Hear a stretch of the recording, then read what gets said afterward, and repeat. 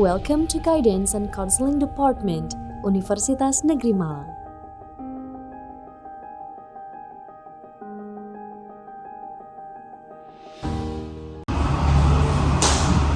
Selamat pagi Bu. Ini dengan Mbak siapa? Dengan Mbak Vika. Oke, dengan Mbak Vika. Sebenarnya kita kemarin sudah janjinya dari WhatsApp karena banyak sekali tanya kok nggak takutnya ini dengan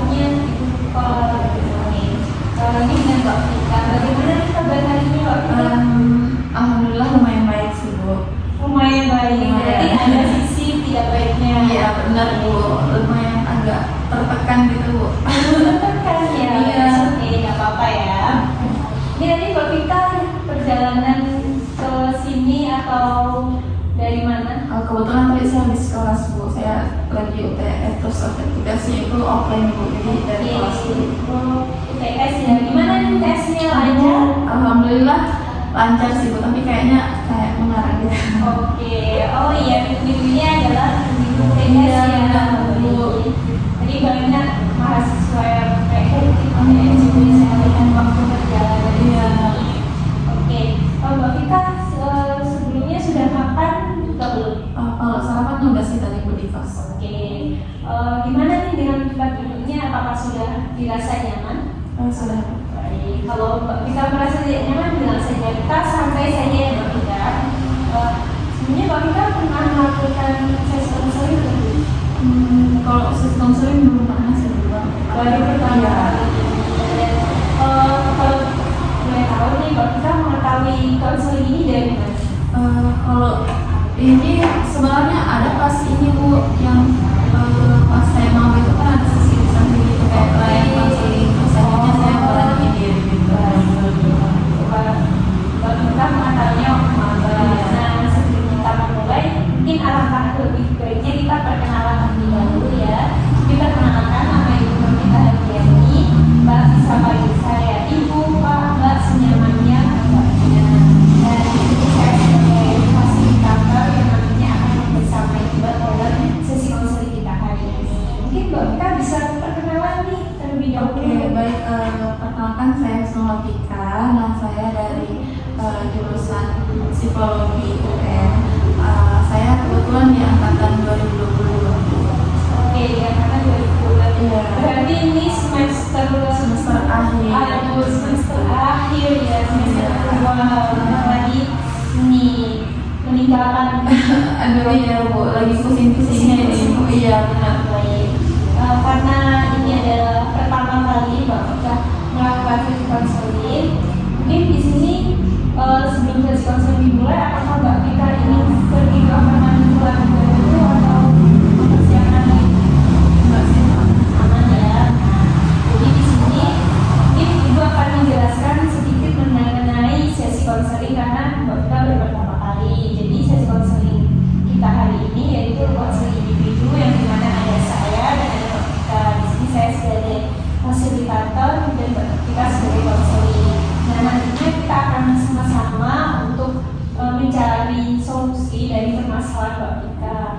Yang dimana Mbak Vika gak usah merasa, aduh nanti ceritaku bakal tersebar nih kemana-mana, nanti pasti Mbak Vika tuh bakal cerita lo dosen-dosen psikolog, dosen-dosen lainnya. Aman saja Mbak Vika, tenang saja karena di sesi konseling kita itu kita tuh menjunjung tinggi asas kerahasiaan. Jadi kayak nanti ceritanya enjoy aja, apa yang dirasa perlu diceritakan dan mungkin kalau Mbak Vika tidak berkenan menceritakan, nggak usah diceritakan seperti itu ya Mbak Vika.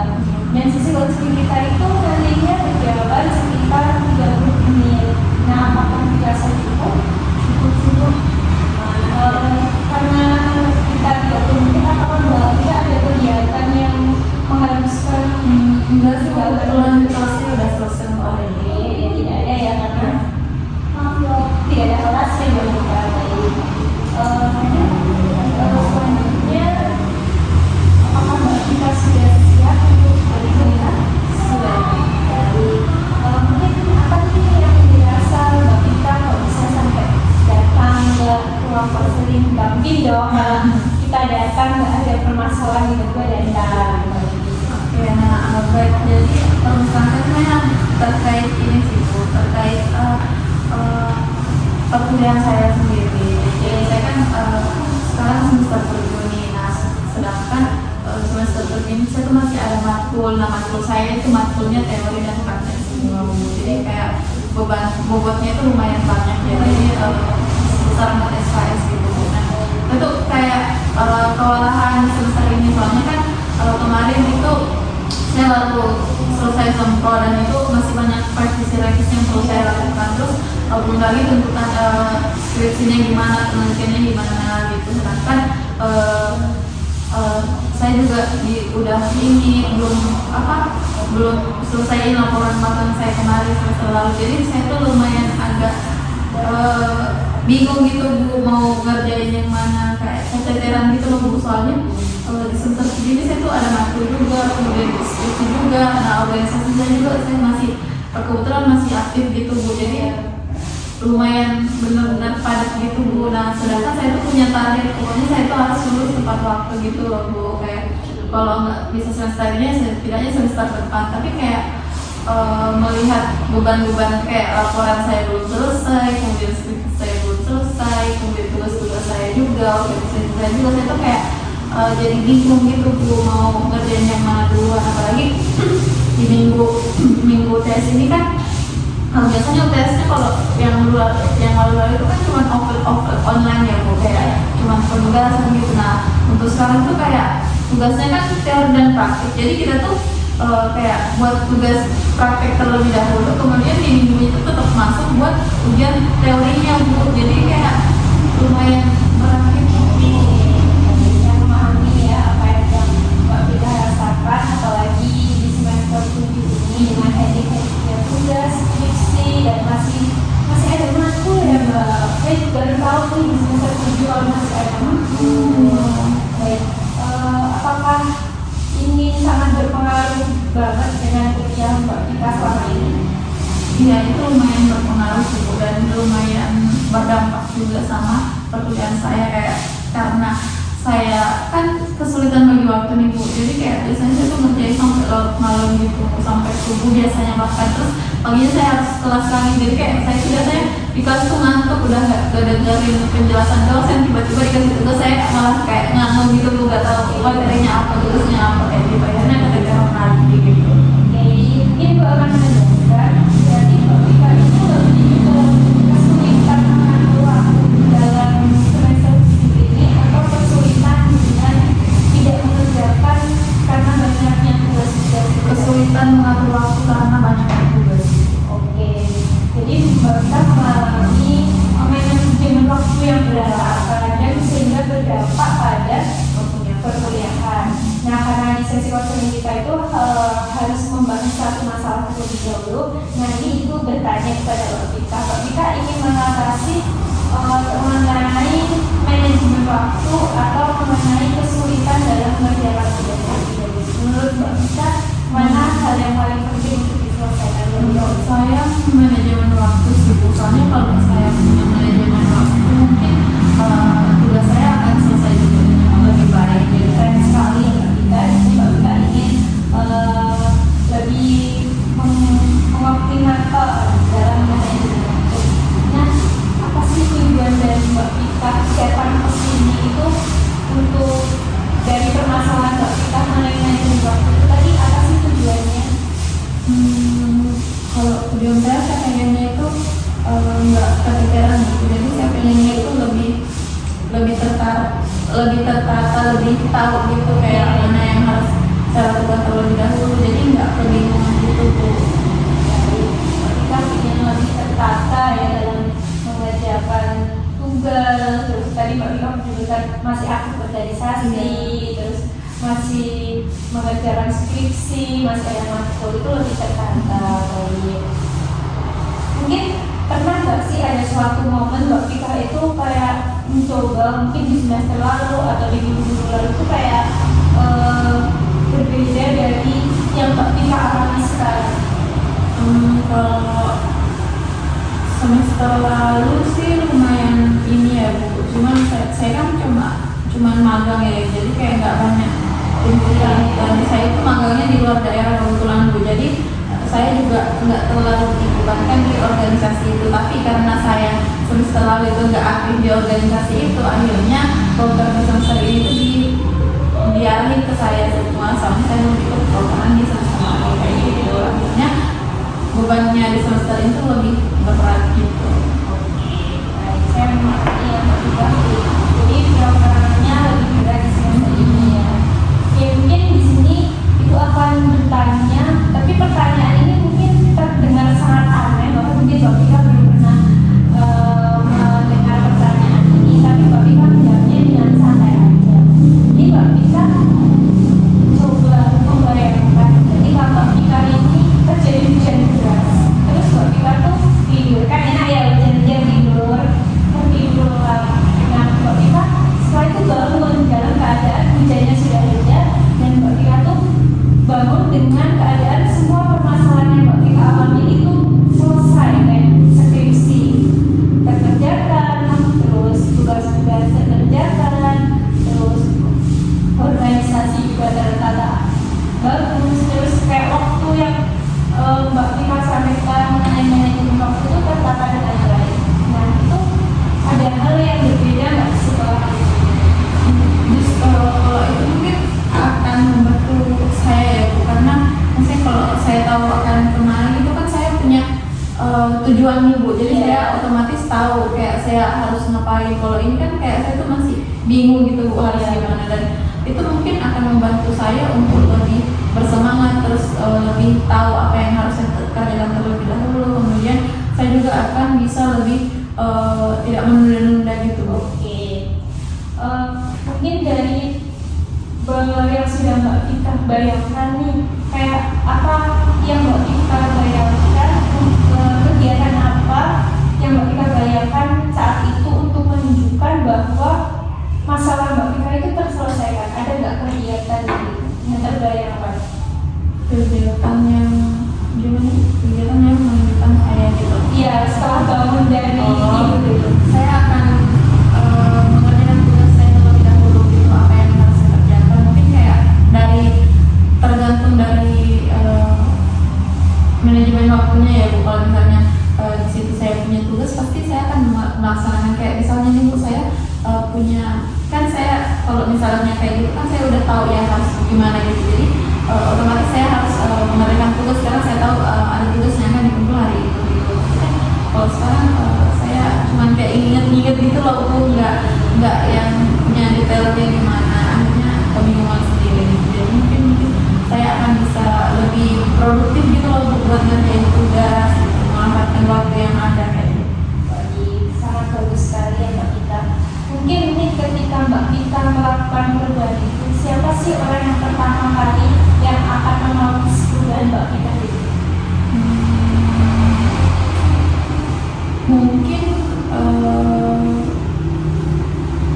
notice ya dari teman saya mungkin ya Bu. Soalnya saya kan teman saya sering juga nanyain tugas ke saya, tapi saya tuh kayak nggak tahu, aku belum gitu. Tapi mungkin kalau di saat yang berbeda itu mungkin teman saya pas nanya saya akan ngerasa kok Vika udah selesai gitu, pasti dia mungkin akan notice itu sih. Oke. Nah, ketika Mbak Vika mengetahui teman Mbak Vika menotis perubahan Mbak Vika, bagaimana perasaan Mbak Vika?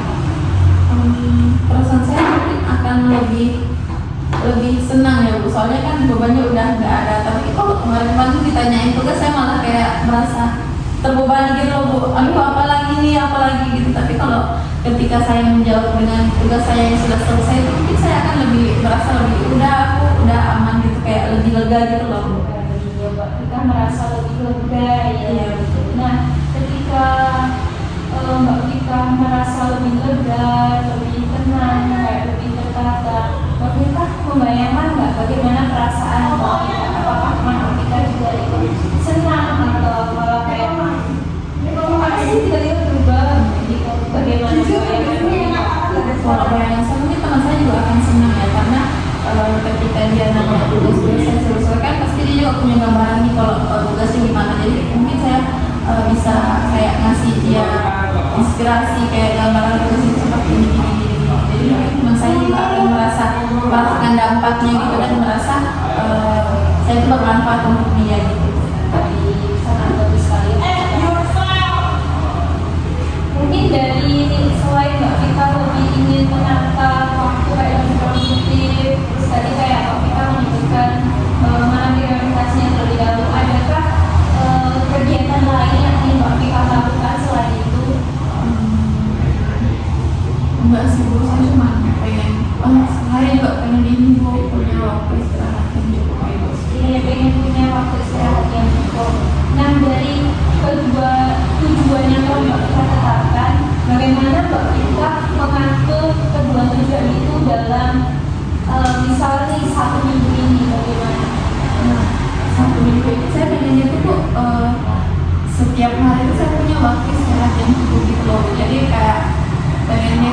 waktu buat istirahat gitu.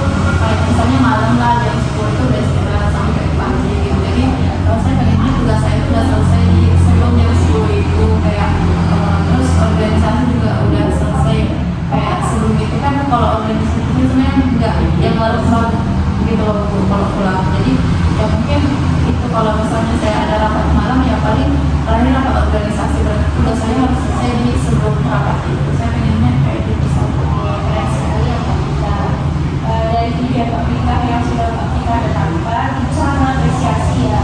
Nah, menurut Mbak Vika nih dari permasalahan Mbak Vika dari skala 1 sampai 10, di mana skala 1 itu rentan masalahnya sangat rentan, di mana skala 10 itu masalahnya sudah ditentukan. Mbak Vika berada di skala nomor berapa?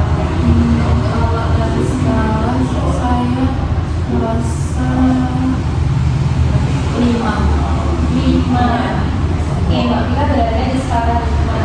Nah, dari tujuan Mbak Vika datang ke sini, sudah Mbak Vika sebutkan ini manajemen waktunya terbatas, terus Mbak Vika sudah menyebutkan yang pertama tadi lebih produktif, lebih mempunyai waktu untuk diri sendiri.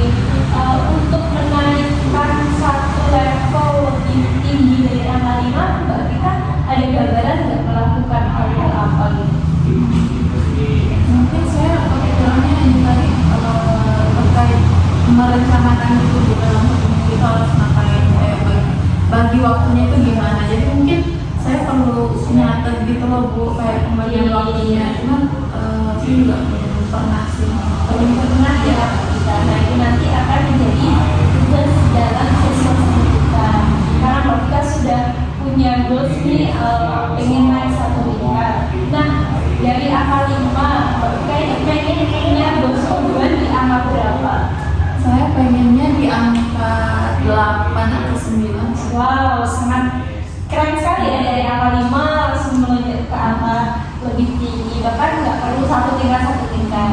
Nah, saya sangat mengapresiasi sekali perubahan yang akan Mbak Vika laksanakan, bahkan walaupun belum dilaksanakan, tapi setidaknya Mbak Vika sudah punya gambaran nih.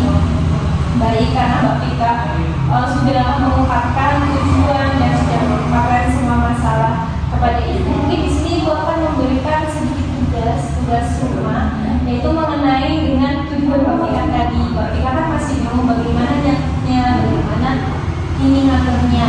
Ibu memberikan tugas kepada Mbak Vika yaitu mengenai journaling ya, di mana nanti Mbak Vika mencatat pada lembar kayak hal yang harus dilakukan. Semisal dengan kuliah kan ya, saya harus mengerjakan tugas tepat waktu, terus di organisasi saya harus rapat tepat waktu, terus di diri sendiri tuh kayak apa yang Mbak Vika minta buat diri sendiri. Misalnya saya hari ini sudah ngopi, hari ini saya sudah berenang, hari ini saya sudah jogging. Nah nanti journaling itu mungkin akan kita lihat di progres pertemuan selanjutnya, apakah benar dari tugas itu Mbak Vika benar-benar sudah mencapai 1 level lebih tinggi, bahkan ke angka selanjutnya yang Mbak Vika tetapkan. Apakah dapat diketahui Mbak Vika?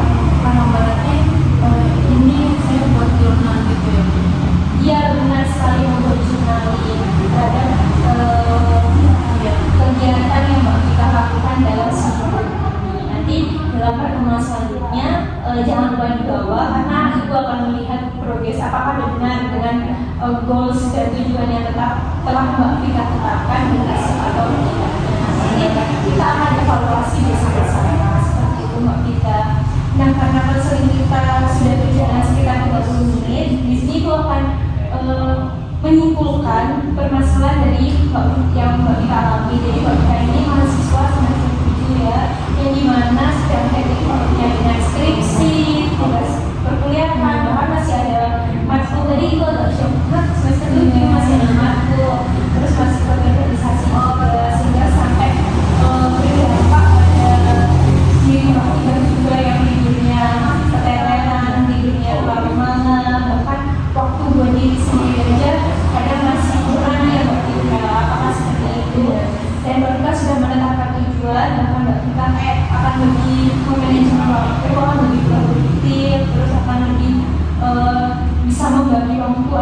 diri sendiri dan tugas